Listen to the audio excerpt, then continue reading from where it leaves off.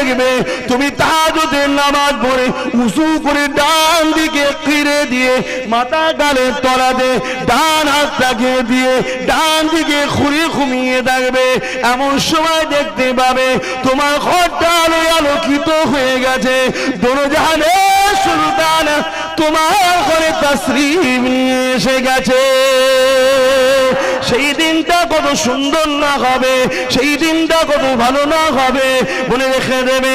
মক্কা জমিন থেকে আল্লাহ নবী যখন হিজরত করে ইয়াসরিবে যেতেছিল, সবাই নবীকে টানতে লেগেছে, সবাই নবীর কাছে আবদার করতে লেগেছে, ইয়া রাসূলুল্লাহ হাবিবাল্লাহ, হুজুর আপনি আমার বাড়িতে আসুন, হুজুর আপনি আমার বাড়িতে থাকুন, হুজুর আপনি আমার বাড়িতে উঠুন। আল্লাহ নবী কি বলেছিলেন?